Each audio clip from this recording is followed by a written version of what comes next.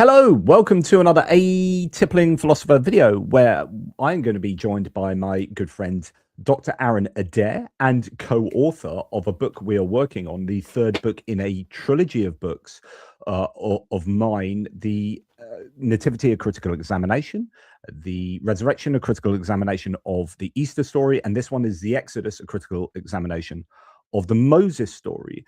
And before I allow Aaron to introduce himself and whatnot, to remind the audience of who he is, just the rationale for looking at the Exodus story critically is that this is, considering Jesus claimed he was the fulfillment of, every jot and tittle of the law will be fulfilled. And, the Gospel of Matthew has Jesus being a kind of reworking of Moses. The Moses story is incredibly important. The Exodus is a foundation story of the Jesus story and of the Hebrew Bible and the Christian Bible. So if the Exodus kind of didn't happen, if we can pull apart the historical underpinnings of the Exodus story, then arguably the rest is like a house of cards and comes tumbling down. So we are looking in this book at the historical claims or oftentimes lack of claims concerning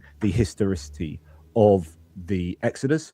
And we are looking at it from a historical, an archaeological, a theological, and a philosophical point of view. So not just looking at the historical markers of the story, but also, for example, philosophically, what does it mean that an all-loving God brings down these plagues on the on the Egyptian people and causes all that destruction? How does that work theologically? So there are many ways that we're looking at the story of the Exodus, and today we're going to look, and I'll talk to that in a second. We're going to look at a particular part of the story, but anyway, that's the preface to today's video. Aaron, thank you very much for joining in again today. Let the audience know, remind them who you are and what we're doing here. Yes, yeah. So for those of you who have not seen me before, shame on you, but more importantly, thank you for joining. I am trained in physics, PhD from the Ohio State University, and this, of course, should be outside of my wheelhouse, but there's a few things. One, I am, in many ways, an advanced dilettante when it comes to biblical studies. I have several publications in both Old and New Testament studies. In fact, the book project that Jonathan and I have been doing has already resulted in 2 published papers relevant to this and other things I'm working on going through the mainstream peer-reviewed literature pipeline. And this has been a wonderful culmination in something that, will touch the 3 major Abrahamic faiths, because they all point to this as being importantly foundational. And along the way, I have discovered things I did not expect to happen. So I've been actually pleasantly surprised in this project. This has not just been a couple of skeptics finding ways of saying none of this happened, rah, rah, rah. It's been, oh, so this is maybe how the story came about. And that has been the much more fun activity here. I do have to say, though, now that we're mentioning that this book is a part of a trilogy, I do feel a little disappointed that we couldn't title the book Return of the King. Very good. Yeah. This someone's already got there, apparently. Like someone's already written. Don't worry, nobody read the book. Cool. Yes. So it is, I think, fascinating to not only, as you say, pick apart the historical underpinnings or lack thereof for the story, the biblical story of the Exodus, but then trying to work out, well, okay, so if it didn't happen, how did the story come about? And that's what you're referencing there, because I think it's then incumbent upon the skeptic to say, well, then what is a plausible explanation for the data? The data being the claims within the Bible, within the Hebrew Bible initially, for the story, and that's where we sort of take the book, and we're still working on the last chapters there. But you've done a really good job of giving a solid account as to how that story did then evolve, and then what are the kernels of truth? Are there any kernels of truth right at the basis of this story? But alas, I guess that's something we'll do in a future video. Today, we're going to be looking at Mhm. the Exodus. Can you just do several things for us then, or for the audience? Can you, first of all, talk about what the received wisdom of the Judeo-Christian academics is concerning the dating? Like, what are we looking at when we are saying, well, it couldn't have happened at this point because of X, Y, and Z, Mm. and that this is the time that the theologians and the scholars say. So that's one aspect, and the other is just lay out the story that we're going to be looking at of coming out of Egypt. What happens? What does the Bible claim to be the chronology, the geography, and the history of what goes on before, during, and after? Right, right. So when it comes to trying to figure out when the greatest story ever told, or no, actually, no, that was supposed to be the Jesus story based on the movie title, but the one that had the best movie adaptation from the Bible, let's put it that way, the Ten Commandments movie. When did that story take place? And trying to figure out if we know when it happened, we can know where to possibly look for it in terms of historical records, archaeology, things like that. And we have conflicting information, to put it mildly, of where we're going to put the story. But first, just what is the biblical story that we're trying to put things together? If we just, take everything it says and take it not so skeptically and just say this is the accepted wisdom of the Old Testament, the basic story is you got Abraham getting his promise from God, has a extended field trip from his homeland in Mesopotamia and traveling to the Holy Land. And throughout this talk, we'll probably be going back and forth between Holy Land, Israel, Palestine, Canaan, all roughly referring to the same thing, the same general region. So we'll be a little bit loose with that. But nonetheless, hops over there, is supposed to begin having his descendants fill up that place, rule that place. This was their promised land. And the story, of course, is that Abraham gives birth to his son Isaac. Isaac then continues to have that promise from God. He has some kids. One of them is named Jacob. Jacob also has a wrestling match with God, and this is supposed to be where he gets his name Israel, supposed to mean struggles with God. After that, Jacob has lots of kids.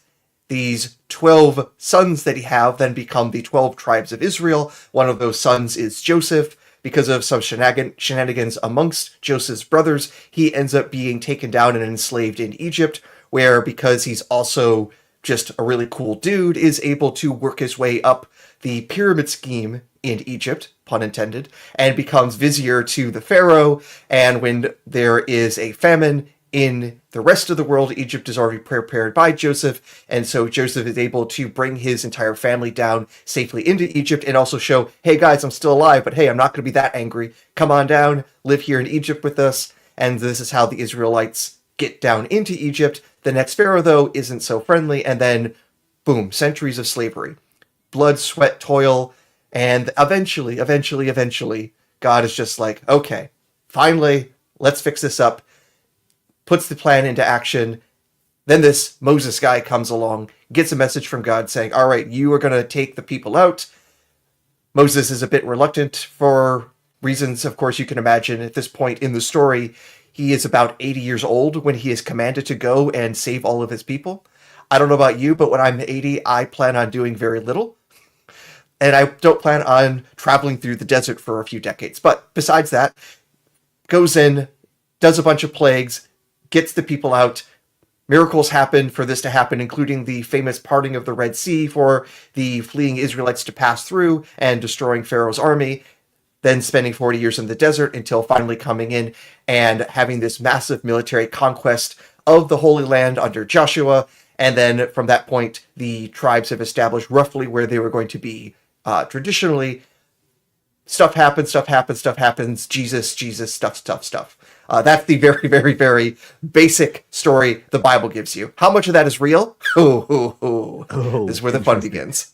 Yeah, and really, so what we're looking at is this movement of a large number, and if we're going to look at the Bible, well, if we're going to take the Bible seriously as to what it claims, then there's a large number of people coming out of Egypt, hanging around Kadesh Barnea and the wilderness and this desert area for 40 years, and then starting this military campaign afterwards into the Holy Land, back into their promised land, to take the land that God had promised them back under their control. Now, at all of these points throughout the story, especially given the interactions with Egypt, even going back to Joseph, we should expect there to be confirmatory evidence, or at least some evidence from Egypt, because Egypt is pretty good at giving up historical evidence, right? So what sort of evidence do we find in Egypt, just when we're doing history of Egypt, without considering the Judeo-Christian world? Like what are the tools that historians can use to help them? Yeah, first, as you mentioned with Egypt, that we have an surprisingly huge number of records from an ancient civilization. This is in part because Egypt being this dry desert place, paper-like objects last a long time. Just one of the relatively recent discoveries in Egypt is that we basically found, you could say, the order receipt for the stones for building the Great Pyramids of Khufu. And this is a structure that is from roughly 2500 BCE.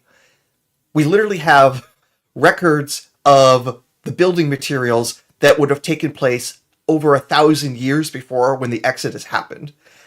Just so this lying in the sand. 4,500 years ago, we've got exactly some paper material from then. So yes, we have papyri, we have stela, these inscriptions on stone. We have hieroglyphics. We have, I presume, sort of maybe slate. I don't know if Egypt has slates, but contemporaneously around the world, there are lots of different ways that things are recorded that we have access to.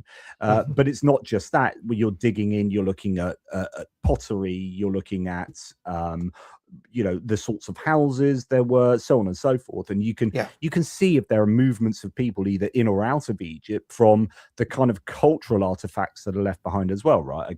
I guess. Mm-hmm.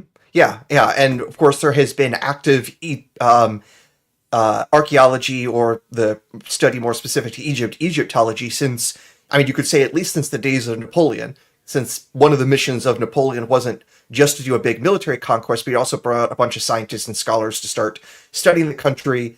The British were like, hey, those are some cool discoveries. We're going to take those from you, including the Rosetta Stone, which helped unlock the Egyptian language. But nonetheless, for centuries, there have been active efforts to learn more and more about this country and its fascinating, rich history. Not all of that has been the most scientific. Basically, if you look at how a lot of stuff was done in the 19th century, it was basically gentlemen doing grave robbing. It has become, fortunately, much more scientific since then, and with modern archaeology and with modern dating methods and things like that, we've been able to determine so much. We have pretty good sense of who was king in Egypt at various times, including the times when there were multiple kingdoms in Egypt when it was split apart, and can tell who's doing what roughly at each time. There are some uncertainties of usually like a few years or maybe a couple decades, but when you're not sure about like when a certain pharaoh started ruling by a matter of a decade in a 25 century civilization, well, you done good. We can't say the same for other places. We'll come on to pharaohs in a second, but just by way of further introduction as well to kind of how we generate evidence, we also understand that seminaries, like religious institutions, Christian institutions particularly, were the big funders of archaeological digs in the kind of I guess, I don't know how early that goes back, late 1800s into the 1900s, and up to, somewhat recently in modern history. The people funding these archaeological digs were Christian organizations. And therefore, there was a lot of bias involved in this. This is kind of the biblical maximalist approach, which is to say that the Bible is maximally true, and we're going to pay for people to go out and dig around, starting with the premise that the Bible is true, and then whatever they find has to fit to what the Bible is almost prescribing, right? So the Bible ends up being historically prescriptive, rather than starting with a blank slate and saying, actually, let's not assume the Bible is true, which is how modern archaeology works much more effectively, and to say that, okay, let's see what the ground can tell us, and then we build up our history from the actual tangible evidence rather than fitting the tangible evidence to the Bible. And that is biblical minimalism, which is kind of like blank slate, start again. And actually, it's telling us that the Bible is minimally true. Is that a fair interpretation of the situation? At least I think so, but my understanding is that within biblical studies itself, that these terms are now generally used as insults rather than decent markers. Now, I also think that ultimately what we were titling here as minimalism, as what we're going to take as true, is what we can actually find either archaeologically or with primary sources. The Bible should not be used as a primary source for history, with few exceptions. That should be how history is done, because that's how history is done in every other ducking field. Yes, absolutely. And before we come on to the important, all important dates, pharaohs, because you talked about how, look, we've got a really good understanding of who the pharaohs were at any given point, and yet the actually, like, really quite remarkable aspect of the Bible is that none of the pharaohs that are involved in the stories, whether it's Joseph's or Moses, none of the pharaohs are named, are they? And that is quite remarkable, because these are really important figures, and they're doing things that are supposedly historically quite monumental, and yet they're just the pharaoh. Yeah, it is a very weird thing, because when Abraham goes down to Egypt, and when the Egyptian pharaoh actually takes Joseph's wife as a female friend, I'm trying to be very sensitive in how I'm putting this. Who's that pharaoh? We're not told. No name given. When Joseph goes down to Egypt, and the pharaoh makes him basically part of the government. Which pharaoh is that? We don't know. When Moses is growing up in Pharaoh's household, we don't know which pharaoh. When Moses comes and frees his people, which pharaoh is that? It doesn't say. And it's not like the Bible never names Egyptian leaders. For example, when the Temple of Solomon was attacked by Egypt and allegedly took stuff from the temple, including the tabernacle, Indiana Jones thing. My goodness, why am I forgetting that? Ark of the Covenant. Yes. It says like this was taken by the Pharaoh Shoshek. So it's like, hey, the Bible's willing to tell us names when they know them. Why is it nowhere in the Pentateuch they have any clue which Egyptian king was responsible for what happened in any of these story points? And it's not like the pharaohs are reluctant to use their name. Go to Egypt and they have their names up in big, beautiful letters, carved with cartouches, circling it around to say this is the name of this person. They're just this short of using the name on all their things than what Trump does with his buildings. Just short. So we can use some. Is it pharaonic? A little bit of. We can do some inference, take some implications from some of the things that are mentioned in the Bible to work out. Actually, this must have been around this pharaoh's time, because if they were building these buildings, then are those buildings pertinent to these ones at the time of this pharaoh? Can you talk a little bit about that? Yeah. And I think to help visualize it, if you want to share the screen here with a bit of timeline, to try to put things into place about how we might guess. Now, this is a figure that's currently in our book to lay out several different timelines. So on the top there, we have different periods in Egyptian history that Egyptologists tend to use. And the vast majority of people are going to put the Exodus story in what's called the New Kingdom.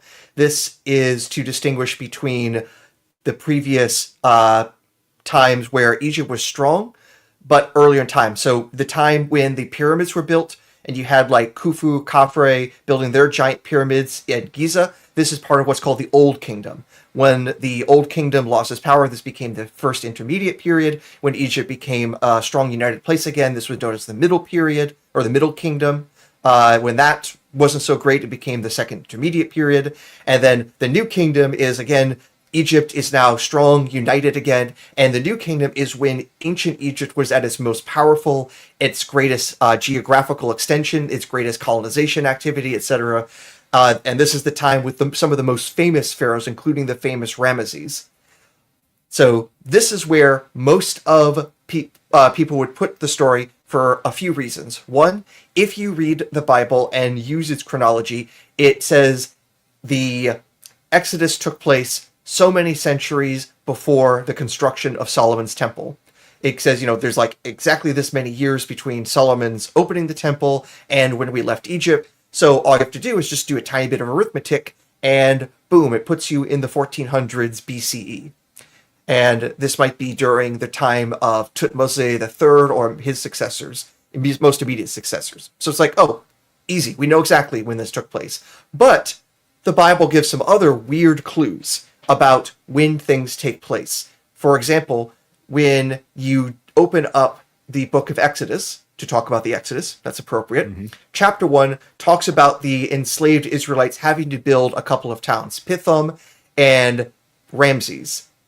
And that town name of Ramses sure sounds like the name of the pharaoh. And yes, we also can confirm archaeologically that the town of Ramses was built during the reign of Ramses II, or the Great Ramses, also known as Ozymandias in our Greek sources. And if you watch or read Watchmen, you've probably seen the name Ozymandias. Yeah, it's another rendition of Ramses. So if the Bible's saying the Israelites built the city of Ramses, well, then the Exodus has to have happened after that construction, which means it could happen no earlier than the reign of Ramses. And Ramses ruled for a very long time. He was on the throne for almost 70 years, I think. So an incredibly long, successful time on the throne. Had a lot of kids, built a lot of monuments. There's a reason we still know his name. Yeah, and this then presents a 200-year problem. I mean, it reminds me of the nativity problem in at the birth of Jesus, where one account has, Luke has a census taking place in 6 CE, and mm-hmm. Matthew has Herod around, and he died in probably 4 BCE. So you've got a 10-year difference there. Those two stories of the nativity literally cannot both be true, right? And so there's an issue, and it's kind of similar here, where you've got a claim that it's happened here by that claim, and then another statement over here indicates that it happened 200 years later or so. Mm-hmm. So you have these two dates, and it seems that theologians, Bible scholars will then, I know you're going to add to this, Bible scholars will then try and argue for one or the other, but both simply cannot be true. And the problem is, if only we had 2 dates to choose from. Because I'm noting here on our graphic, we have 2 different dates that we can derive from 1 Kings, where it gives us the date relative to the construction of Solomon's temple. And we have a difference in the manuscript tradition.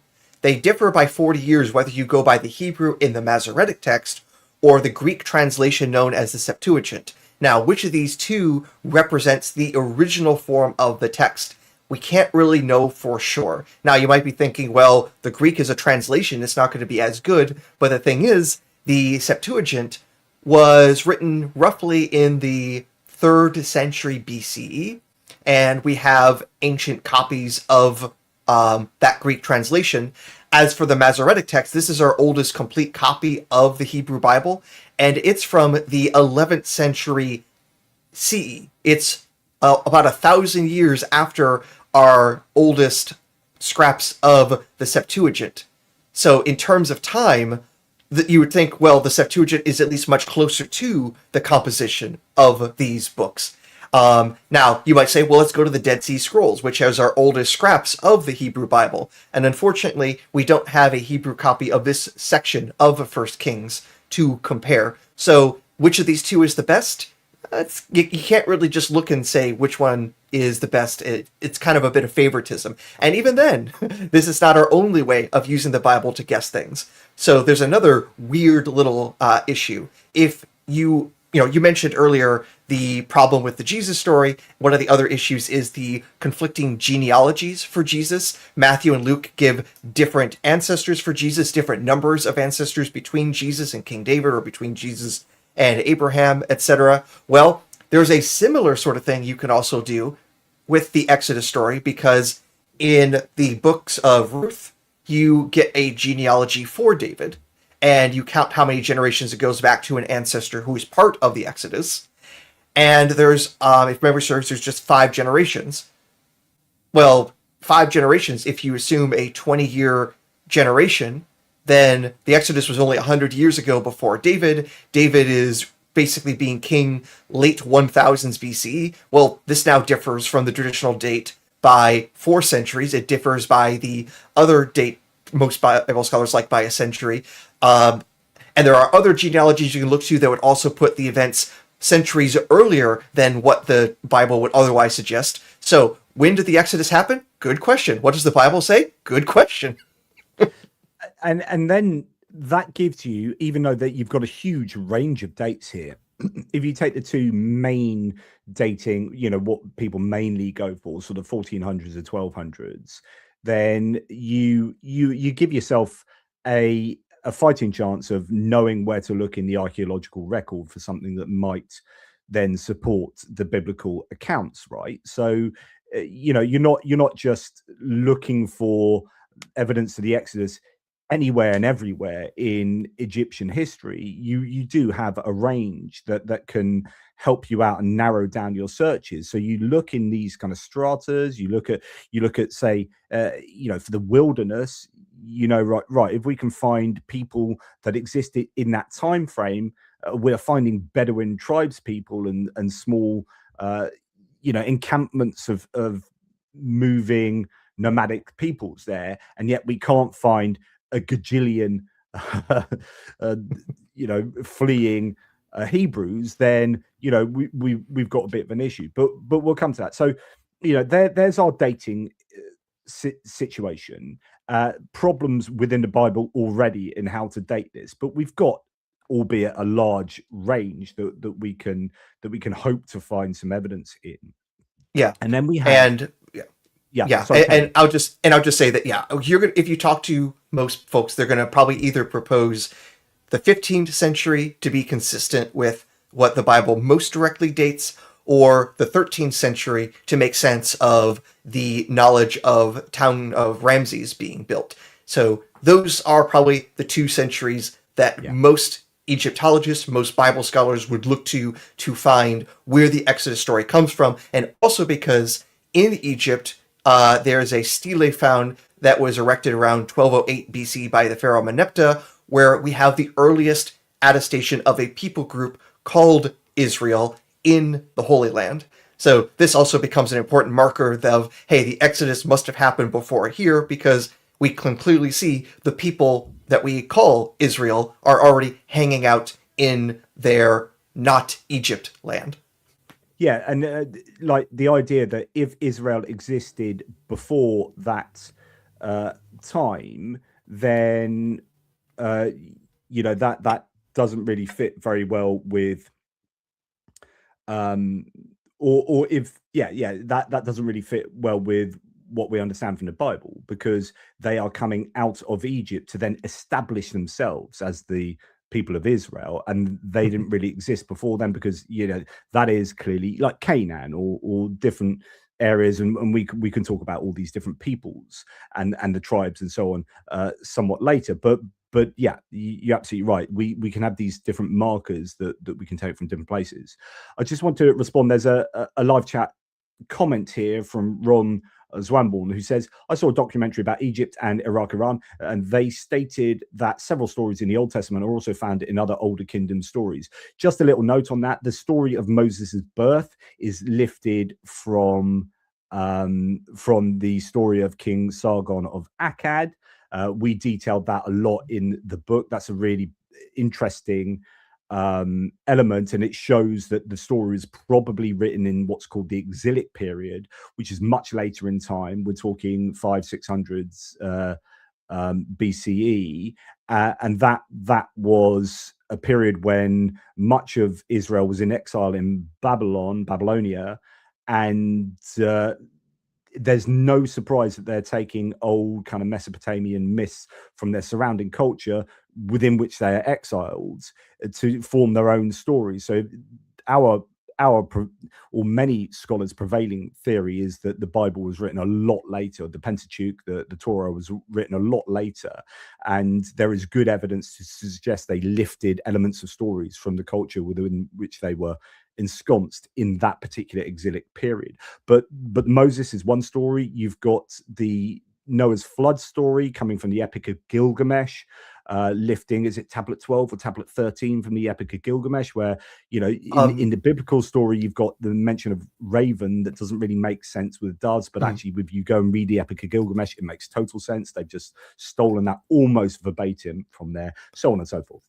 Yes. Yeah, I believe the flood is in tablet 12 of the Epic. 12. Yeah. And the story in the Epic of Gilgamesh is actually lifting already from an earlier version with like the story of Ziusudra. So already the Sumerians and Babylonians were copy pasting the flood story from each other for thousands of years until the Hebrew Bible writers decided, I like that story too, but we're gonna do a new twist on it.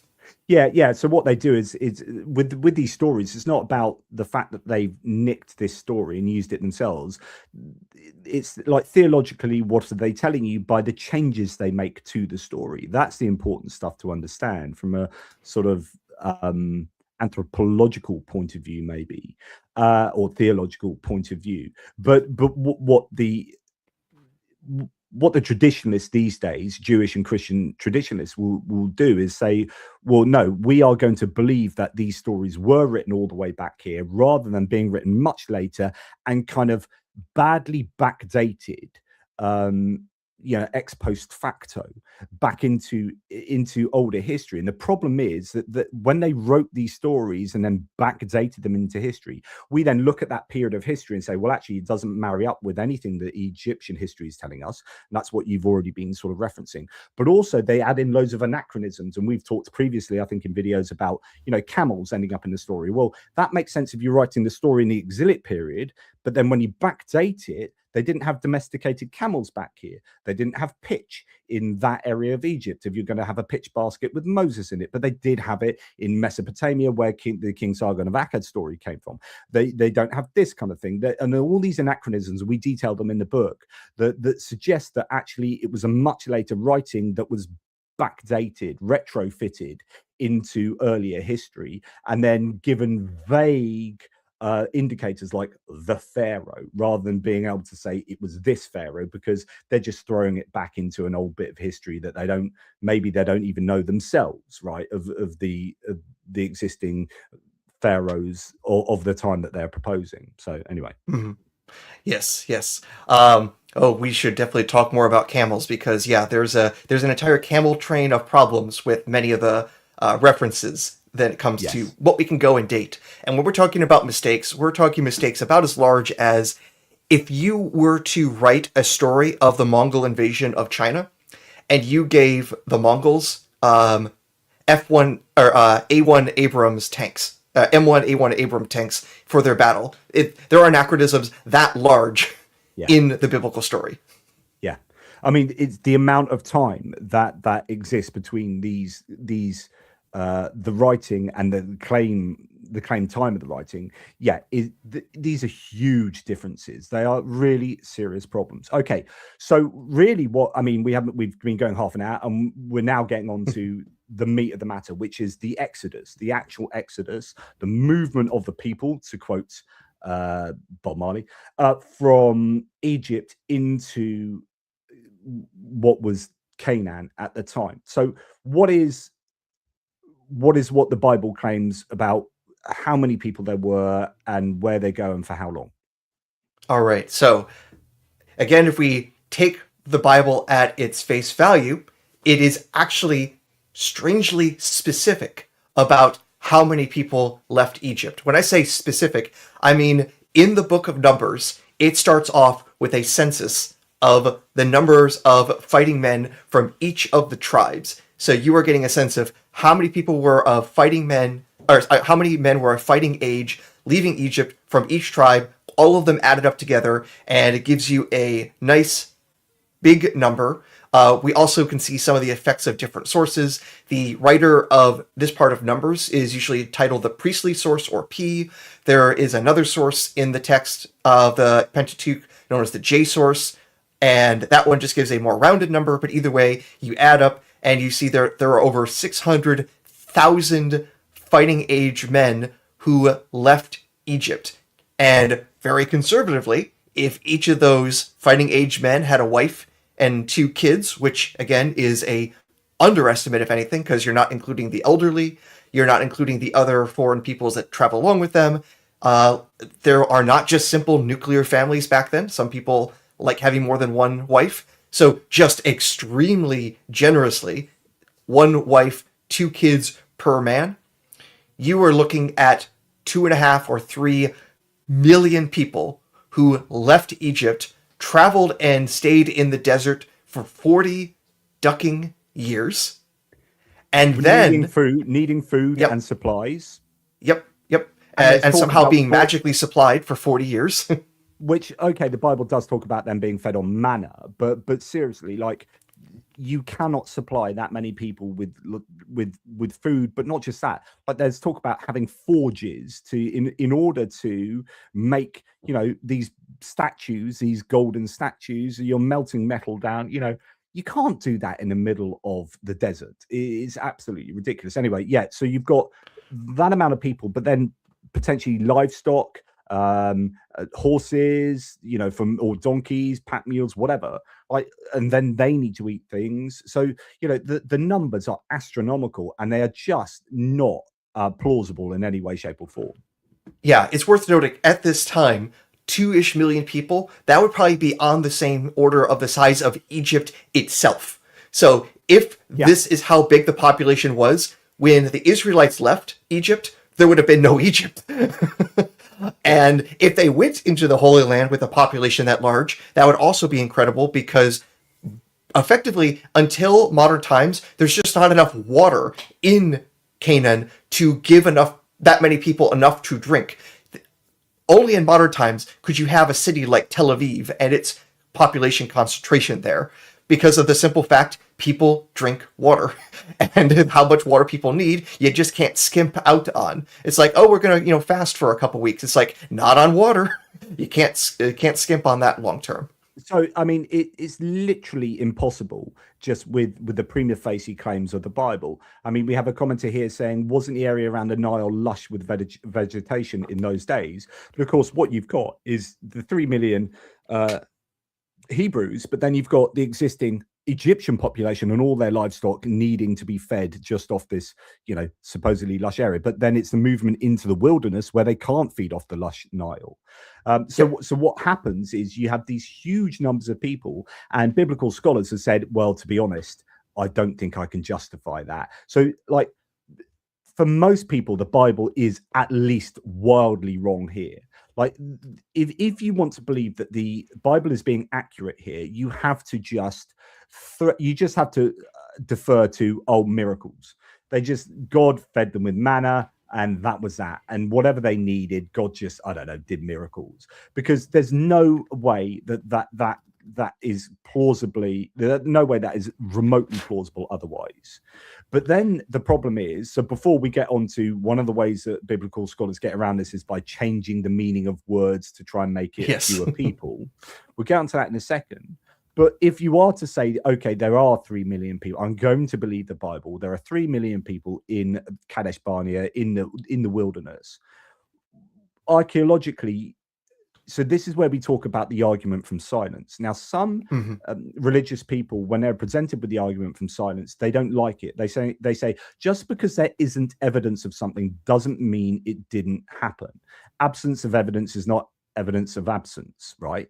So just because there's, like, for example, if I said that, I saw I don't know, a tiger in my garden yesterday, right? Just because there's no evidence of that tiger being there now doesn't mean I didn't see a tiger. It could have escaped from the zoo. Like that, there's no evidence in my garden does not automatically suggest that I am lying. The problem is when you would expect there to be evidence and there isn't evidence, that is when it becomes disconfirmatory. So, for example, if I said to you, "Yeah, Aaron's my next door neighbor. He's just gets home from a week abroad," and I say, "Aaron, mate, you know there was a massive earthquake here in a local town yesterday, 7.5 on a Richter scale." He's like, "Really?"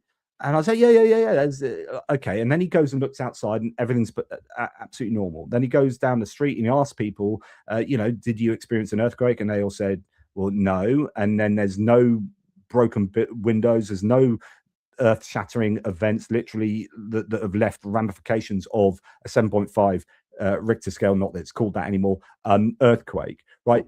The fact that there is no evidence of something where you'd 100% expect there to be evidence, you're looking for the evidence. There's none there. This is something that would 100% leave evidence. If the evidence is not there, then that is evidence of absence. That is disconfirmatory because you're expecting it and it's not there. It's not just something where there might or might not be evidence left behind by this thing. It's like 100% there would be evidence left behind. So if we take that principle of a valid argument from silence, a sound argument from silence to this situation, 3 million people wandering through a desert for 40 years, that's the claim of the Bible. Now, we would absolutely expect to find at least some evidence of this happening. But the reality is there is literally no evidence, not just like, oh, there's something, there's literally no evidence of this happening. And that itself is evidence of absence. And to highlight that we should be finding this, again, the Bible is also specific about the locations of where the Israelites were, where they were camping out. And you had mentioned a couple of times Kadesh Barnea is a site where the Bible says that they spent many days, and depending on how you read the various sources in the Pentateuch, they might have spent most of the 40 years in Kadesh Barnea. So you have millions of people hanging out at a campsite for months, if not years, and we know where that site is. We have gone there and have done excavations there, and we can find movable finds. The archaeologists can find movable finds from the time period before the Exodus, from time periods after the Exodus, and in the period of the Exodus, which also will correspond to the Late Bronze Age. What do we find in that layer? Nothing. Literally, we can find everything before, after, and just zero for a period where it should have been ballooning with trash and other things from the millions of inhabitants of that region. Yeah.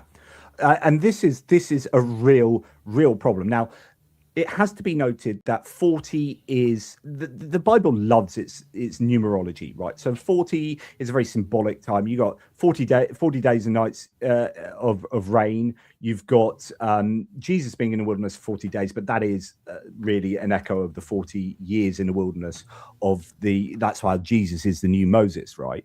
Because he's in the wilderness for 40 days, whereas the Hebrews were in the wilderness for 40 years.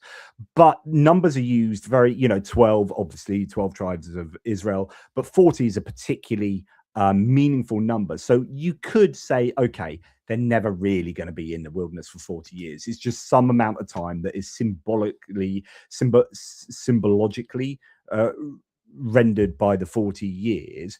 But still, if they were there at all, as you say, months, weeks, months, years, however long it is, you would still expect that amount of people to leave some kind of evidence for their existence.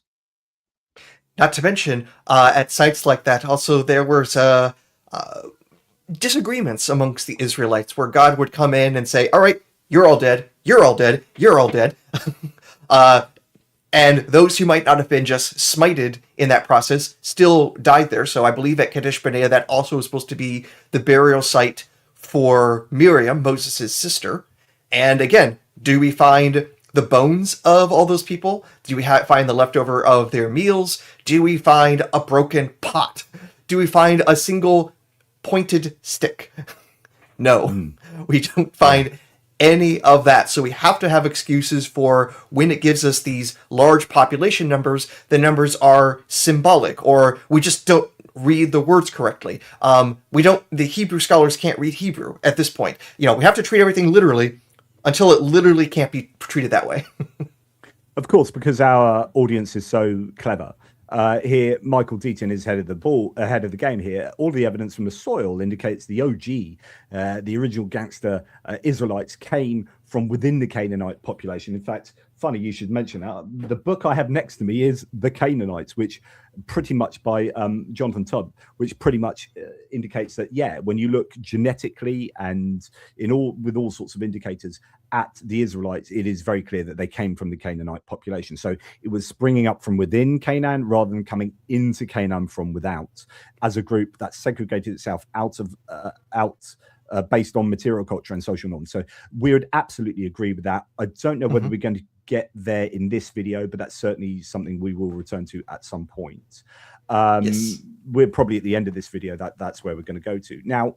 In terms of the number, though, so one of the things this is something that you spent a decent chunk of time on in your chapter on this.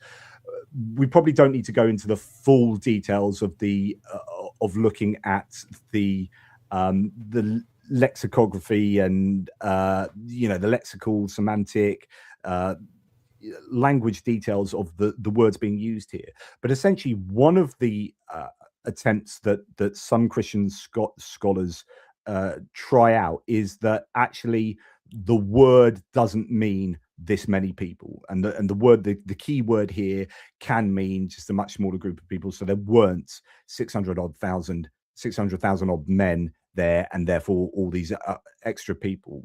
Can you take us through that?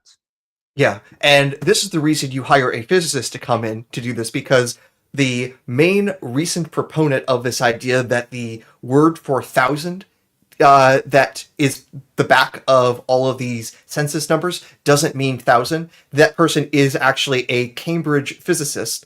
So if a Cambridge physicist is going to come in and say stuff about Hebrew, the only thing you could do is counter and get an American physicist who spends some time at MIT who can also run some numbers. So I'm here to balance things. I'm bringing balance to the force. Well. And some Hebrew. More than the person there, especially because other folks have pointed out this attempt to make the Hebrew word for thousand, elep, mean something other than thousand. If it's going to do that, because this word could also mean like a clan or a troop, it can only make sense in that context if you also make some other grammatical changes. So the specific thing is going to be this. So I'll lay out the argument very quickly, and then we can go with pointing out its flaws. So if the word elep doesn't mean thousand, but it means group, how do we then get new census numbers? And in particular, this physicist by the name of Colin Humphreys looks at that, and so the text literally says like 3,500. He sees that as not 3,500. He would see that as, it's three groups composed of 500 men. And so it's like, so what's going on here is that we just have to take this number, divide it by that number, and now you're seeing how big each troop of soldiers is. So just to translate that, so we would say 3,500, but it can be written 3,500. He would say the 1,000 word elep, it means, because that's too, if elep means 1,000, then we're in trouble because we've got too many people in Kadesh Barnea. So therefore, it means three groups. But then if I say three groups, then instead of 3,500, it's three groups amounting to 500, which means I have to divide 500 by 3, which means the three groups now are 500 divided by 3. Is that correct? Yeah, and so ultimately, you would effectively take all of those thousands numbers, and you wouldn't add them to the population at all. You would just be looking at the hundreds numbers. So you've automatically brought the population of fighting men down from like 600,000 to just a couple thousand at most. And Humphreys then estimates that the total population of the Israelites was in the neighborhood of 20,000, based on some of the other quick calculations he does in this paper. So from 600,000, from 2 or 3 million down to 20,000. One hell of a jump down.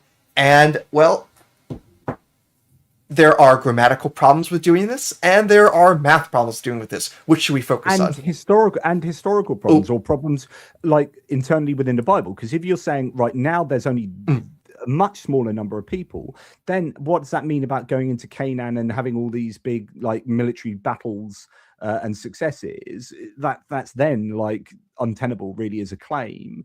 And then you have other issues with the other battles that are claimed, given the census numbers, that we would understand if that was 1,000, then these battles make sense because the Egyptians are winning these battles with X thousand people, but now their clans, 3 clans making up 500 people, then you're not winning a battle like that yeah, type thing. So yeah. I'm kind of doing a lot of shortcutting here, but essentially you've got grammatical issues, you got internal coherence issues and quasi historical issues, and just mathematical issues. Yeah. Yes, and I should say that the size of the groups here in these calculations are actually even much smaller. The way it worked out is that any given troop of Israelites was going to, like, on average, be about 9 or 10 to an elep. So we're talking about a small platoon instead of thousands. Thousand. It's kind of a crazy thing. So so there are basically 3 ways that I have found that this doesn't work: grammatical, historical, and numeric. And you could probably guess which of the 3 I love the most, but Better number. yes. So I'll just quickly go through all these problems. So first off, Hebrew people know how to read Hebrew. And when you're doing a census, and you can see that the person who wrote the book of Numbers, they treated the word elep as thousands, because they give like these numbers of counts per each tribe and then gives a final total at the end. And the only way the math works out is that they treated the word for thousand as the word for thousand rather than just group. So already the person who wrote that believed that it meant that. So already Colin Humphreys, an Englishman and physicist, has to claim he knows Hebrew better than the writer of the Hebrew Bible. That's already a bit of a tough claim. He ultimately has to claim that this is actually from an extremely ancient source that is actually even older than classical biblical Hebrew. So this is older source than the prophets or things like that. This has to be stupid ancient by comparison, and that something has changed in the language that a later Hebrew writer didn't notice, in the same sort of way in the English language, gay has a connotation it has now that it didn't have 100 years ago, and now these TikTokers, if they read gay from an old source, then they would totally misunderstand it. I'm just even thinking now how many TikTokers would go back, watch the Flintstones, and in the song lyrics will have a gay old time. How many of them are giggling because of that? Even though it clearly did not have that connotation in the 1950s. Nonetheless, there's also things with it that in Hebrew, you have ways of saying we're talking about stuff that's like subgroups of other stuff. If you're going to say this is like, 30 groups of 500 men, you would put things in what would be called the construct state. So that way it's kind of like a possessive state, a genitive.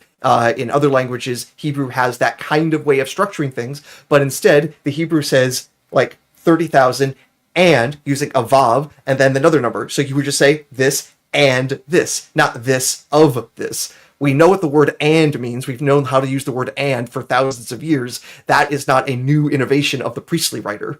So just basic reading and basic grammar and the basic facts that this is how the Bible itself understands those numbers already tells you got a real hard case on just the linguistic front. And yeah, historically, how are the Israelis supposed to be coming in and invading if their entire fighting force is just a few hundred people? In fact, in one of the battles in the book of Numbers, I think in chapter 31, there's this big fight against like this coalition of forces from the Midianites, and the Israelites beat them and like defeat like 5 of their kings. So we're talking like a 5-nation army, almost 7-nation army, fighting the Israelites. And according to the story, each tribe sent just one elep to this battle. Now, if you took elep as just a clan or a troop of about 10 people, roughly 110 soldiers fought this 5-nation army and won, versus, oh, each group sent 1,000, so we're talking 12,000 soldiers. Okay, this sounds like at least a fighting force that would actually stand a chance against 5 other armies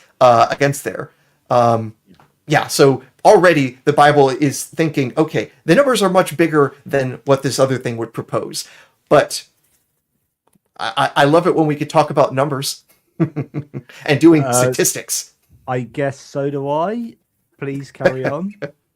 All right, all right. So this was part of a paper I wrote that was published last year, going through and analyzing the origins of these census numbers and how much of it is legit. And here is a basic hypothesis we could test. If I just need to interrupt to say this is really important because Alep is used in the context of censuses within the Bible. So what you're doing is you're taking Alep used in the Bible over here that we know makes sense being used in this way because X, Y, and Z. And then Humphreys is having to then say, but over here it's being used in a different way. And then you're saying, well, actually, this doesn't marry with that. So not only all these other reasons, but this is we're looking mathematically, but internally as well. So this is, you know, the census claims are biblical claims. Yes, they are. All right. And if we want to somehow nonetheless test the hypothesis that the Alep number is the number of groups and then the hundreds digit is how many actual soldiers there were, then we should have the following expectation. If there are more platoons, then there should be more soldiers. So each tribe, we are told how many Alep there are and how many hundreds of men there are, which means shouldn't it be the case that tribes with more troops, with more platoons, should have more fighting men overall? That would be the most basic expectation, right? So if the tribe of Judea has 70 platoons, they should have more overall soldiers than a smaller tribe. So if Dan only has 10 platoons, then it should have a smaller number overall, for example. And this means we could do statistics. We can just do straight up linear regression, and we should see a nice, what we could do is we could do a scatter plot, which I have ready to show on my screen. And this would show, okay, the number of thousands versus the number of hundreds. And if there was this trend of more platoons equals more soldiers, there'd be a nice plotting of these points along a diagonal line going from the lower left to the upper right. And if you look at this and you try to fit a line to this, Jonathan, to your eyes, where would that line go? Well, yeah, that line would be going straight through the middle there, but there is no line because it's all completely random. Yep, this is an almost perfectly random scatter. And I tried ginning up multiple ways of cutting this or trying to fit different line graphs to it, and yeah, none could reach anything we would call statistical significance, nothing that would make sense. This is what you'd expect if the thousands digit and the hundreds digits are just completely randomly connected, and it's a pretty good mathematical refutation of the hypothesis of a physicist. And what drives me nuts is this is not a new mathematical technique I invented. Doing linear regression has been around for well over a century, and you can do it in Excel in a matter of seconds. The fact that Humphreys did not do this is surprising and, in fact, disturbing, in my humble, correct opinion. So the reality of it is that Humphreys, this physicist, comes along and says, I'm going to solve the problem of there being too many people going through the wilderness in Egypt by changing the meaning of Alep. And then you come along and say it fails on this account, and it basically it fails. Yep, and yep. So it's I think definitive. Yeah, and by the way, in the book, you know, there's a lot more detail. Like Aaron goes into a huge amount of detail in disputing this claim. So you're back to, well, it having to be a huge number of people, but the Bible is just wrong. It's just like that's so implausible that it can't have been the case. But even if there was it was like a reasonable number, so instead of 600,000 fighting men, you've got, I don't know, 50,000 fighting men and women and children and animals and support and blah, blah, blah. You would still expect to find an inordinate amount of archaeological evidence for that that kind of more reasonable number of men, even a realistic number or appraisal of the story, there is still a distinct lack of evidence. There literally is no evidence for the Yes. Exodus whatsoever. I'm the real McCoy here says it's crazy how atheists try to tell us when our Exodus, but it's not your Exodus. It is a claim of some of people moving. Like, I wouldn't talk about British history and say if some French scholar came along and disputed some claim of British history from old, like it's nothing to do with me being British or him being French. It's like we're talking about arguments and data claims and refutations of data claims. It's not my history, and that a Frenchman has no right to be able to look critically at British history because they're French. So the way this is constructed, I think is fairly ridiculous. It's crazy how atheists try to tell us when our Exodus happened, but it's not even the century when MTLXX, so that's the Septuagint, Syriac, Samaritan Pentateuch, or the Book of Jubilees says it happens. Funny how that works. It's also worth noting, Jonathan and I are hardly the first couple of folks to investigate this, and the sorts of conclusions we're coming to are extremely mainstream in archaeology, including amongst archaeologists who live, work in Israel. Many Jewish archaeologists come to the exact same conclusions. I'll, of course, have to mention, for example, Israel Finkelstein and his book, The Bible on Earth. That book just there. Yeah. Yeah, I see it just barely on your shelf there. Yes. Yeah. So it's not like the Jewish archaeologists are saying one thing and we're saying something else and we're telling them that they're reading things wrong. It's like, no, I am learning from them how they have been analyzing this scientifically and realizing, yeah, you did that right. That makes sense. And of course, in many ways, this is attestation to a position that you wouldn't want to hold unless you were basically forced to it by the evidence. And yeah, it's unfortunate the case that the people who study this the best, who know this the best, are coming to the same conclusions that Jonathan and I are. Yeah, and it's worth noting that I'm the real McCoy here. It's like, it doesn't matter what century you put it in. Honestly, pick a date, any date. Pick a date in the history of the world as to when you think the Exodus happened, and guaranteed that, one, there is no evidence that it happened at that point, because there is no evidence of it, right? So, like, I don't really understand, and there is no evidence coming from Egyptian history. There is internal incoherencies in the Bible. I mean, we can talk to you about then what happens thereafter with the movement into Canaan and the peoples who were living there, and the inconsistencies in a much wider historical context. It didn't happen. Like, it's not about picking the right century or not. There is no century in which this happened, because in no century is there any evidence for the Exodus happening whatsoever. We're just looking at the moment at the evidence concerning, well, actually, now is the right time to say, well, what is the positive evidence for the Exodus happening? Can you furnish us with that? And believe me, we have tried looking for what the positive evidence is. And the fact that the books trying to make the case have to also explain why they don't have any actual evidence for the Exodus, but they say, well, here are things that could at least be consistent with an Exodus story. And it's like, that's the best people can come up with. This is at least consistent with the story, but nothing that's actually indicative of. And even those things that they say is consistent with, upon examination, I even find those claims to be weaker than that. So even the best claims are weak sauce, and I also find that they don't even use the best spices. Very good. I see what you did with your extended metaphor there.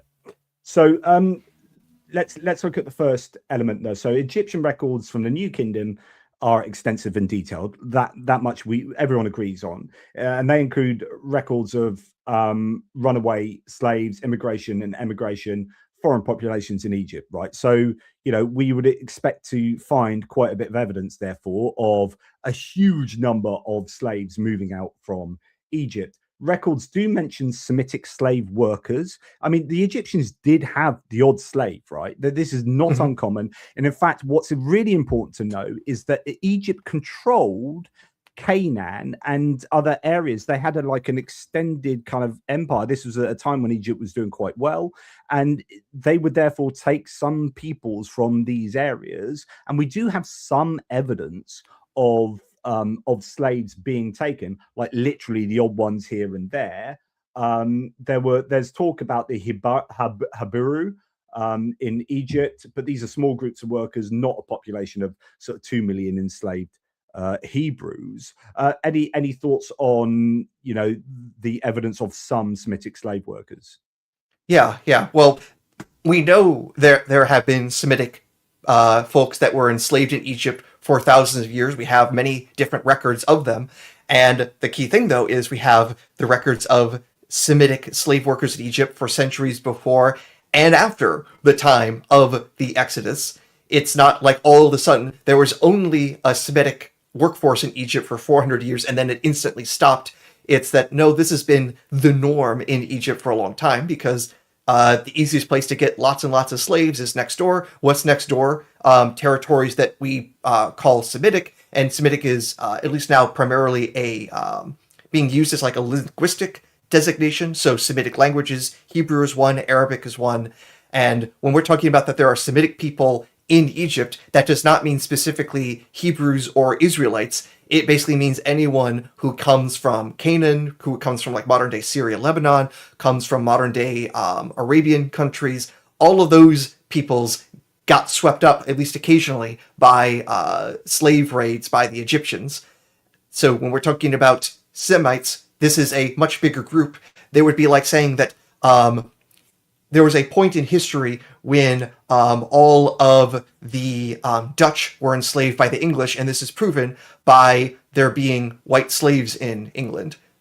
Being white does not make you specifically Dutch, for example. That's a bit of a set theory mistake happening there. And all the more so if you also make this claim and say the English completely enslaved the Dutch in 1000 BCE when there's not even a people who would call themselves Dutch at that time. That's another small problem. Yeah, I mean, it's such a phenomenal issue that, and we talk about it in a book you do in one of your chapters really well. That actually, like the whole, like we're looking at some of the finer details here, but literally the Israelites didn't exist at this period. Like Yeah. it's like it's not just like, oh, we can't find evidence of the Exodus happening here, and we're trying to look at, and we're wondering which pharaoh it is.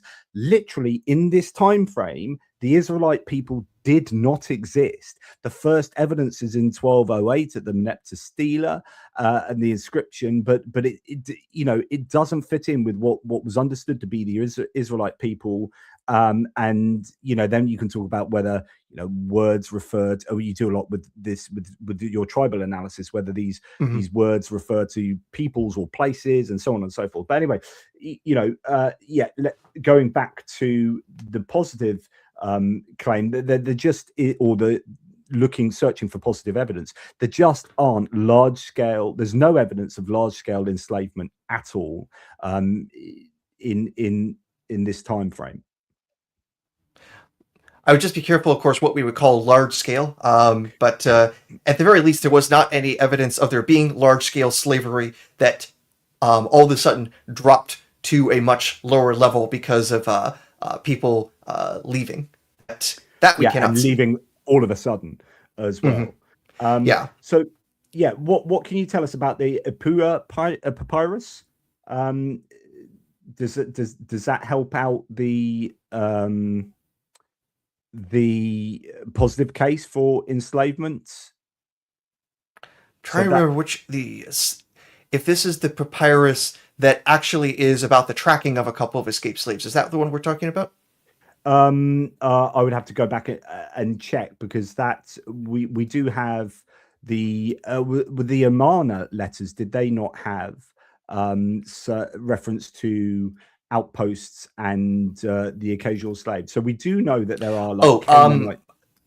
the document that we do have, I think it's one of the Anastasis papyri.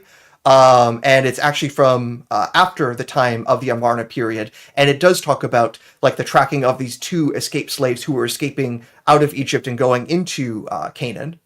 So Yeah. we do have that record, and it's basically, as they say, like two escaped slaves, and like all these records of like, hey, they passed this outpost, they passed this outpost. They're still trying to track them like after several days. We don't know the final conclusion of tracking these two escapees out. I love, of course, the romantic idea that they made it to freedom, but the interesting thing is this is also just how good our Egyptian records are, that we can actually find records of individual escaped slaves and tracking them Two into slaves, not yeah, 600,000 men and yes. associated women and children and livestock. It's that two slaves have been carefully documented escaping through outposts. Yes, yes. And the important thing is where they are escaping to. Yes, it is the Holy Land. Yes, it is Palestine. But to me, the biggest kicker that makes the entire Exodus story impossible is what was the state of the Holy Land at the time of the Exodus. So, like I say, the two major times when the Exodus is supposed to take place is either in the 15th century or the 13th century. And it has to happen before 1208 because we have an Egyptian record showing there is a people group called Israel existing in the Holy Land. So it has to be before then. And the problem is, throughout the 15th century, throughout the 14th century, throughout the 13th century, well into the 12th century BCE, Canaan is Egyptian territory. It had been conquered by Tutmosis III and was basically within Egyptian possession for centuries, and it includes all the plausible times of when the Exodus could have been. And the idea that the Israelites are escaping Egypt to go into Egyptian controlled territory is like Jonathan saying he is just so fed up with the Stammer government and the tyranny of 10 Downing Street that he will escape to Cornwall. Yeah, that'll save him. For sure, That's for a sure. yeah, I've that's escaped. effectively happening. Yeah. So trying to you've got the element that indeed there was this extended imperial dimension to Egypt at the time. It's really difficult to find positive evidence. What else do we have? During the late Bronze Age, Canaan was under direct Egyptian administrative control. Egypt had garrisons, tax collectors, and officials throughout Palestine. There was no promised land free of Egyptian control to flee to. So that's what you were saying. And then Mm-hmm. really the Meneptah Stela in 1208 is the only other evidence that could be brought to bear in terms of like there's some kind of Israel existing, a people's existing then. But then what does an Meneptah Stela, what is that commemorating? Oh, it's the Egyptians coming in, kicking ass and take names, and amongst the names they took were the Israelites. They basically came in and said, hey, there's this people group here, I kicked their butts. He uses even more extreme terminology than that, but basically talks about, utterly defeating them. And where does that happen in the Bible? That the Egyptians come, invade the Holy Land, and defeat the Israelites, who are, at least at this point, they should have been finished conquering there, but the Egyptians are just like, nah, dog, we still control this place. In fact, I'm just going to roll in right now, slap some people around and take some more slaves and booty home, and you're going to, keep paying your taxes or else. And this continues to happen for another century almost in Egypt. So the Israelites are in Egypt, are in Canaan, and the Egyptians are still controlling the place, still doing slave raids, still coming in with military forces for decades and decades more. That So, is not at all consistent with the story.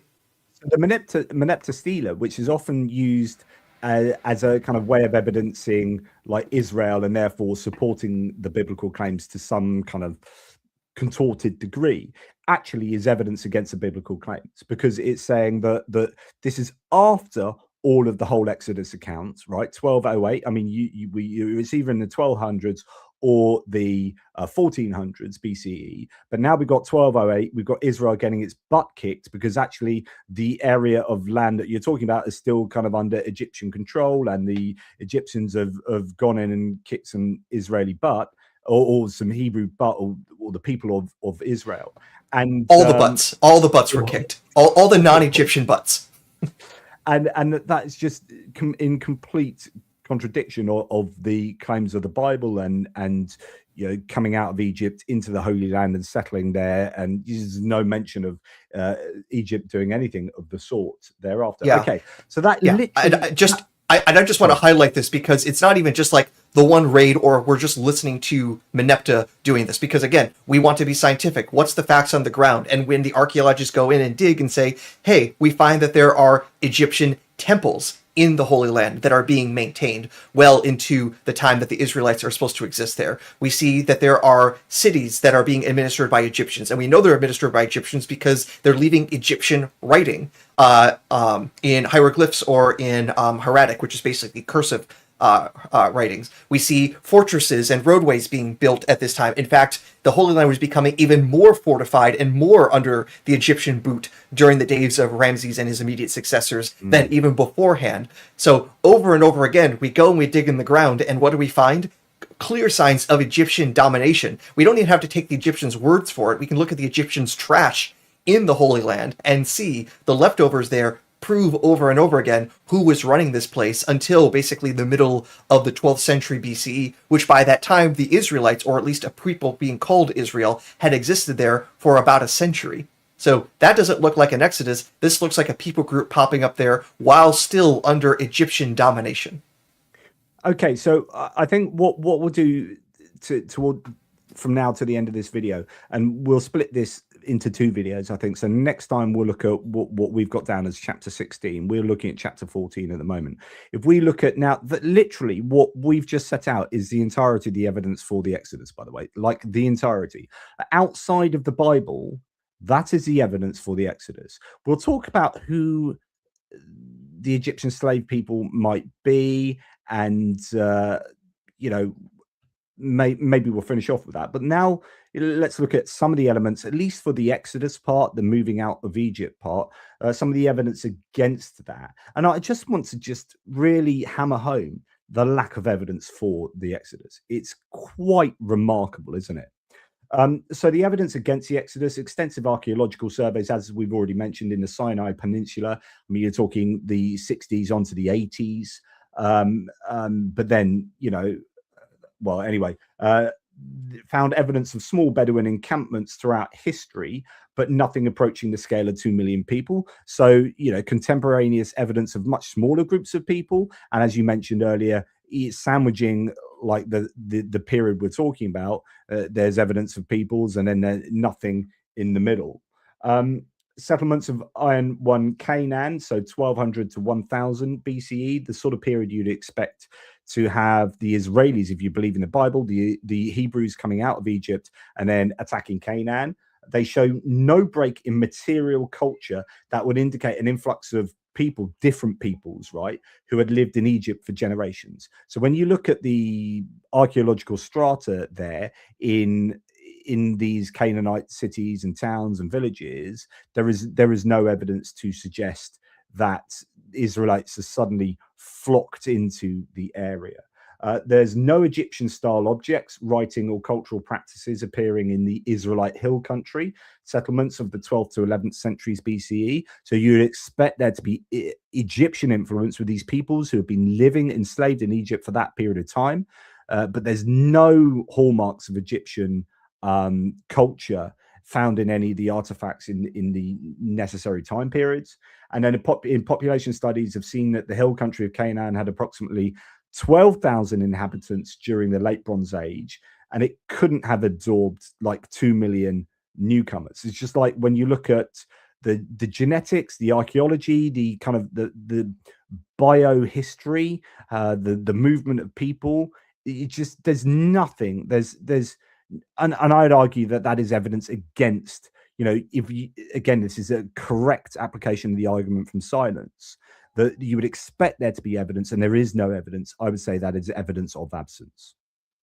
Yes. And the most amazing thing is actually just the level of surveying that has happened across modern day Israel and elsewhere to get a sense of what was the population size of those regions. And we can figure out the population in a number of ways. The best way is going out, finding settlements, seeing how big those settlements are, how long they're around, and using some basic ideas of what population density is, So you say, if there's this much area that's inhabited, here's how many inhabitants can live in a given square footage, or hectare is usually the more common term for that area.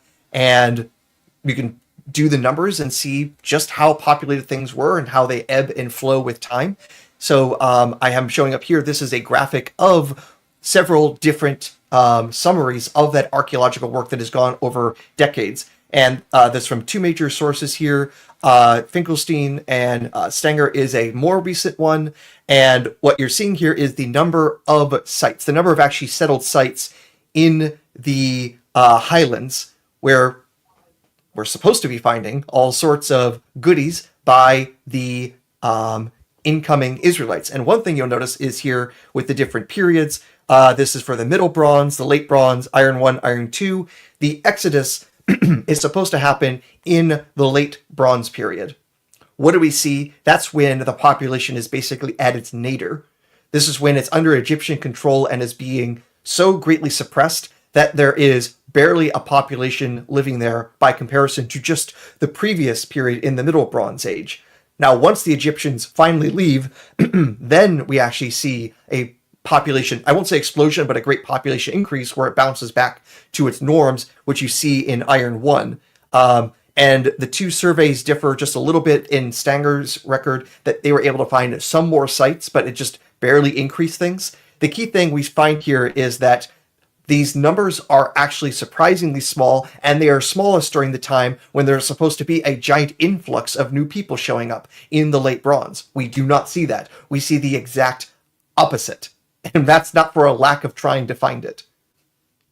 Yeah, and so when there is eventually a growth, it is not the growth you'd expect to see if you had, 3 million people suddenly coming into that area. I mean, we didn't really have the cities that are claimed to have been there in the way that they were claimed, after the Israelites or the Hebrews came out of Egypt.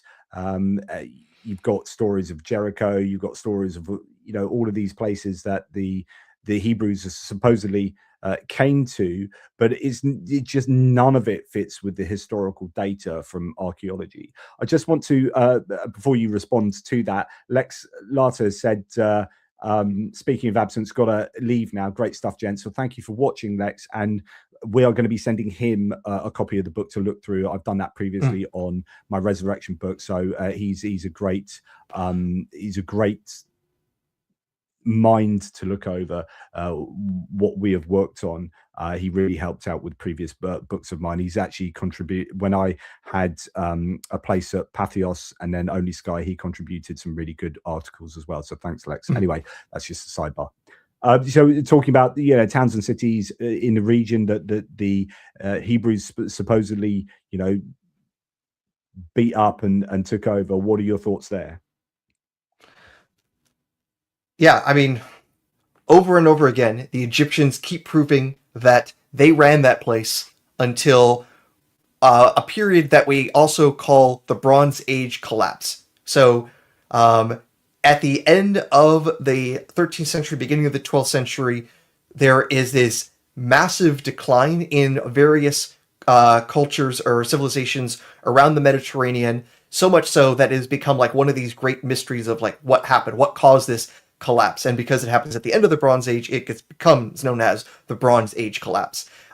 You have the invasions of the Sea Peoples into Egypt, or the attempted, takeover by outside sources like that. There's all these evidences of fires and earthquakes and famines, and all these letters being written between the kings of the region, basically saying how much things have gone to shit, and all these other invading forces, and just the only civilization that at the end of this that at least came out still alive was the Egyptians, but the Hittites effectively disappear from history. The civilizations on Crete and Greece basically disappear, and the Greeks go into a period of dark ages that doesn't end until the days that we call like the Homeric days, like the alleged time when Homer is quote unquote writing his stories. And of course, that itself is another topic. I'm sure there's a book or two about whether there was a Homer or not. If I went into that and tried to look for the evidence for Homer, I'm pretty sure I would just be saying, don't! But again, another story, another book. Very good. So this is the situation in the Holy Land for the longest time.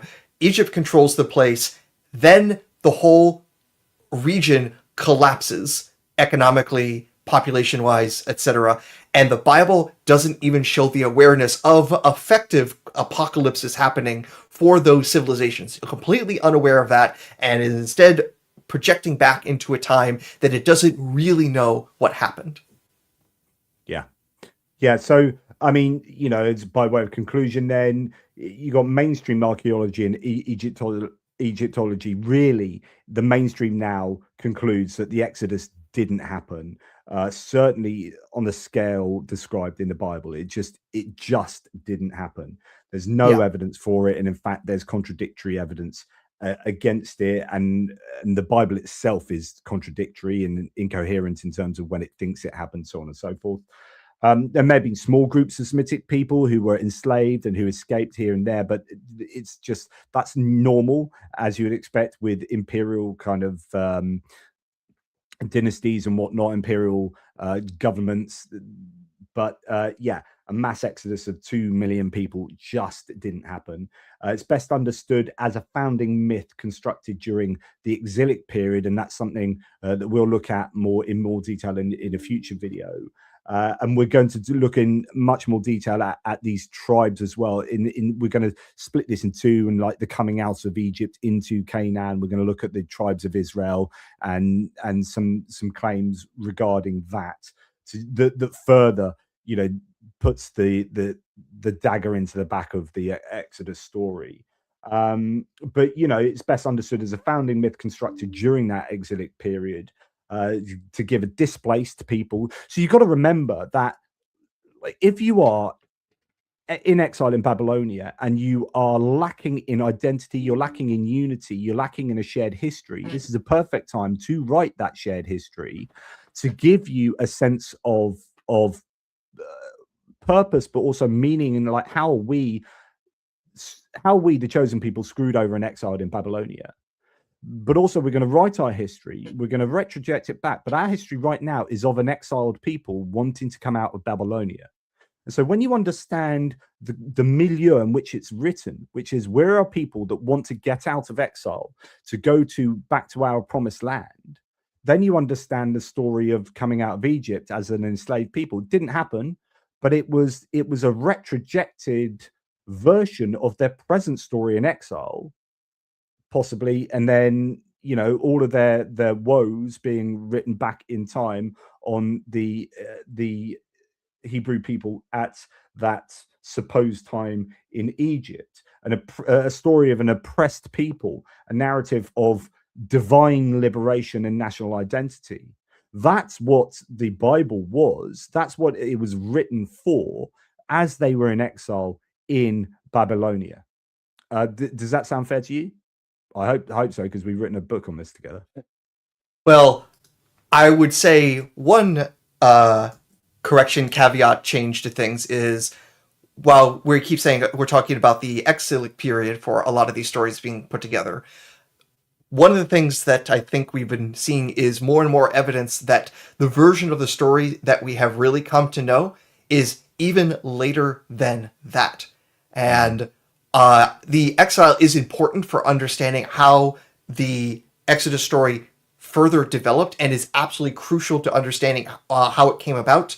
But the written form that we have come to know and love and turned into movies, that is probably even significantly after that time. But that is for a later discussion. Yeah, absolutely. I'm just getting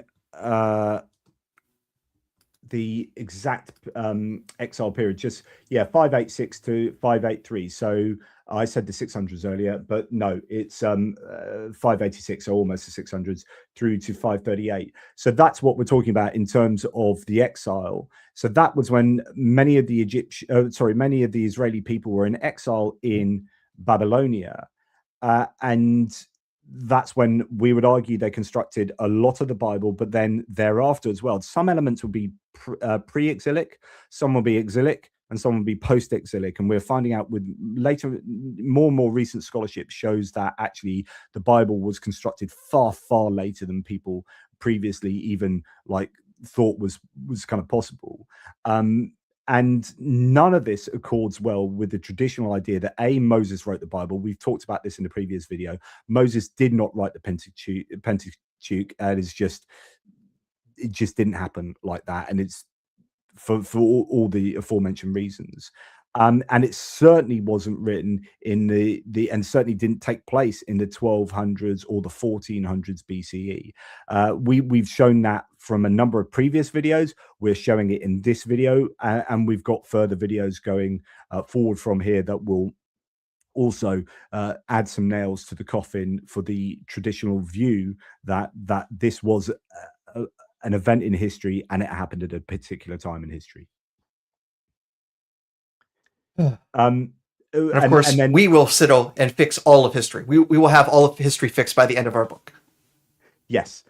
So in the next video, we're going to look at some more on population data. So some of what we've just talked about, we'll return to the idea of, well, what was the population in Canaan at the time? So that'll be the springboard into then looking at the 12 tribes, archaeological evidence for the claims in the Bible concerning the 12 tribes. We'll probably return to the Manet to Stela a little bit, and then look at maybe some origins of also Yahweh, because what's also very interesting here, we've neglected to mention this, Aaron, is that we talked about how Israel didn't exist at the time. We talked about these two key dates, two particular dates, 1200s BCE or 1400s BCE. But there's an argument that not only did Israel not exist, but Yahweh, the God, didn't exist at that time. Can you just give a little soupçon of that idea that we'll then go into much greater detail in the next video? Oh, yes. Oh, yes. The fun little fact that in many ways we can actually trace the development of other gods. So, for example, if you were to look at the Greek gods and you would realize, hey, Aphrodite kind of sticks out weirdly. She isn't born of the other Olympian gods. And we know this because we can actually trace her genealogy as a goddess all the way back to ancient Sumer as Inanna, and then as Ishtar, and then as Astarte, and then coming to Cyprus, and then finally coming to mainland Greece. And we can do a similar thing and see, where does the name and then eventually the divinity known as Yahweh come from? How does he then eventually pop into the pantheon and later develop from a regional god to master of the universe? So how did he go from, as we'll show, not even the name of a god, but the name of a region, to becoming the He-Man god holding his sword saying, I have the power? Yeah, indeed. So, not at the time claimed in the Bible, Israel didn't exist. Yahweh, the God, didn't exist. And that is just another nail in the coffin. This is a retrojected story written at a time for particular needs, and it didn't happen. Certainly didn't happen at the time claimed, and if it didn't happen then, it didn't happen ever.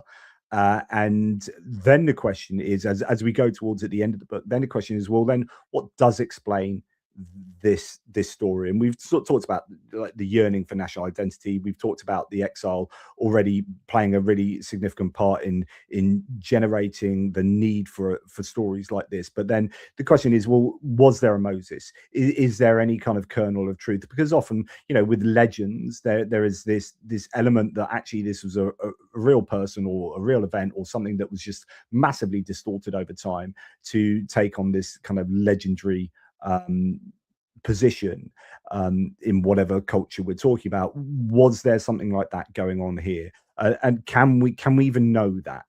What are the extents of what we can know about, or what we can guess might have been the kernels at the bottom of this story? So we'll talk about that next time. Is there anything that we haven't discussed today that you are hoping to leverage into the discussion? I think we've hit all the big things we wanted to today, and then some, and hopefully giving enough flavor for everyone else to keep coming and learning more about the God that wasn't there, the story that developed, and Moses come lately. Yeah. Because it is, and the stories about Moses. I mean, I still absolutely love talking about the birth narrative of Moses, because I think I love it. It's so. when you do work like this, and this will be kind of the ending point of this video, when you do work like this, it's not about degrading the Bible, in my opinion. It's not about showing the Bible to just debunking it and going, there you go, it's not true. Ha ha, told you so. I'm an atheist, I'm better than you. Or I'm a non-Christian, non-Jew, and I'm better than you because I've shown this to be untrue, or whatever. But actually, there's so much. I think it's all the richer when you show how it sits in its anthropological milieu, in the evolution of ideas. And when you say, "Oh, I now understand why they had this part in the Bible because of actually they need to show that Yahweh is better than Baal, and this is him consuming the previous kind of Baal myths to become the new, better version of Baal." Or when you look at, I will probably do a video at some point. We've got an extensive chapter on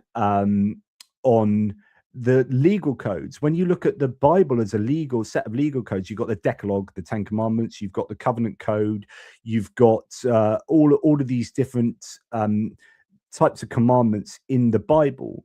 And what literalists do and traditionalists do is they'll say, these are just extracted out of their cultural historical milieu, and they just stand on their own as being utterly true, and they are true because God made them so, and blah blah blah blah. Yet that's just a really stunted view of what the Bible is, which is, now let's place it back into its context and see how they developed from the Hittite codes, from Uranomu, from Lipit Ishtar, and all these other legal codes, the Code of Hammurabi. And then you say, right, now I understand that. Or when I look at the text of the biblical codes and the covenant code in the Bible, and then I can see the wording is almost identical over here in the Code of Hammurabi, and then I can see the evolution there. And then I go through the Bible onto, now we've got, the Geneva Convention or whatever. You're like, the Bible has a place in the history of our cultures, and we need to understand how things go through it. We shouldn't be taking it out of its context and seeing it as a thing on its own that is just true because I want it to be true, and I'm going to just assert it's true, and blah blah blah blah. We need to understand why these stories were created and written, why the legal codes differed in one way from these codes, but were based on them, why the stories looked similar but are different. What do the differences tell us? And then you have a much richer understanding of what the Bible actually is. Sorry for that long monologue.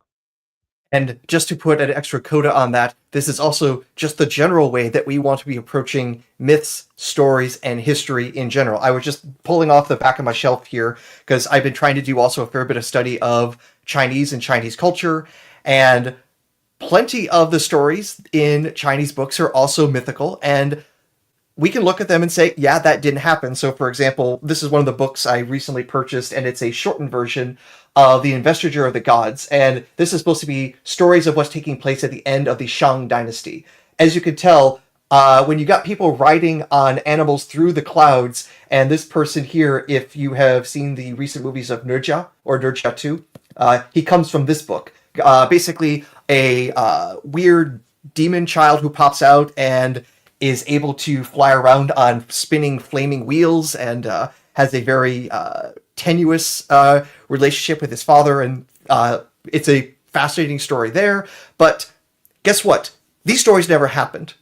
Yeah, and somehow they put them in history, and we have to understand why, rather than just say, it's got crazy animals, didn't happen, moving on. It's like, no, crazy animals, how did this story come about? That is the interesting thing, and that's what Jonathan and I are trying to do. Yeah, and that's a great to bring that into play, because actually then when you start looking back at the Bible, you think it is no different from these other mythological stories, because you've got the Leviathan, you've got the Behemoth, you've got the Nephilim, you've got giant people. Like, people don't realize like that in Genesis you've got giants roaming the land. You've got Leviathans and Behemoths. It's just, these are mythical stories that because it's the Bible, you're like, no, I don't treat these as mythical because I was born and brought up in that. Like, for example, if you've been born and brought up in some other, I don't know, culture completely, and then someone explained to you that here's what we believe in our culture. God designed and created the universe, and he's perfectly knowledgeable and powerful and loving.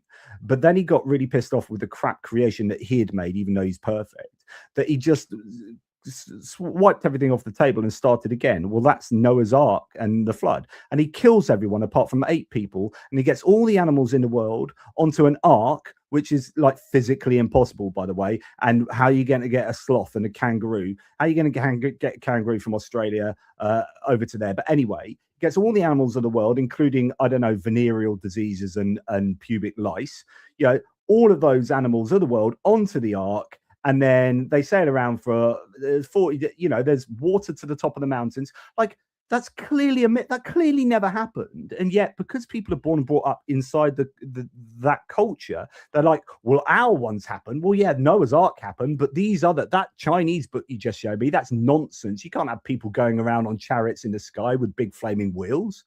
You're like, hang on, you just believe that the gods just started the world again by flooding it all because he didn't like the people. He killed all the unborn fetuses in those pregnant ladies' stomachs, in their wombs, and then he's just got all the animals in the world into an ark where they sail around for a bit and then it just dries up.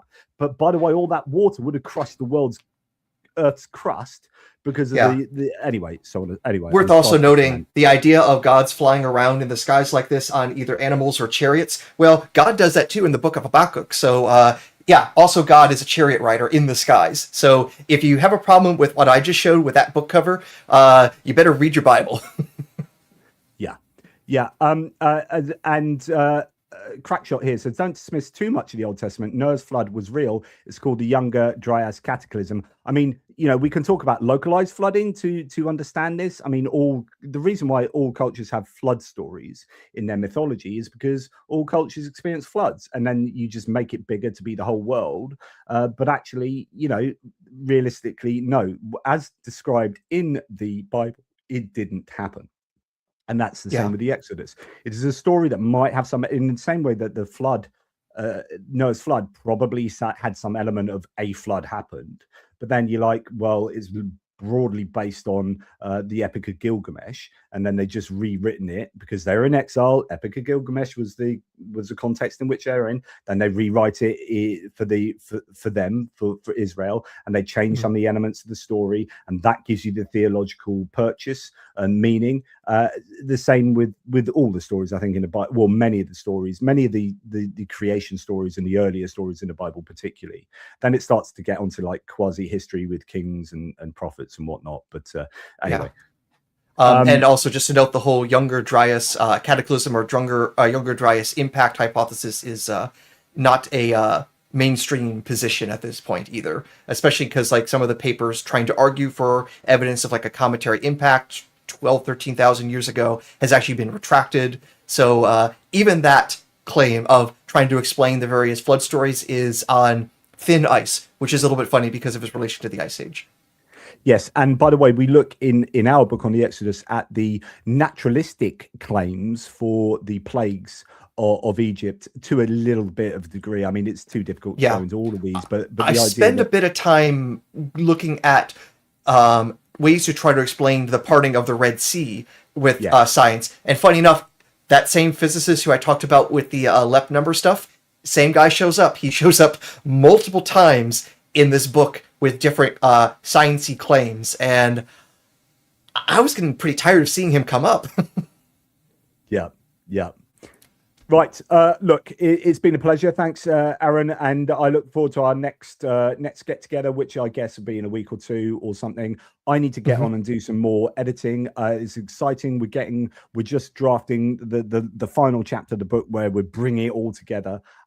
So it'll then be sent off to Josh Bowen, who is going to look at writing a forward to it, and then it'll be out soon thereafter. So fingers crossed it'll be sooner rather than later.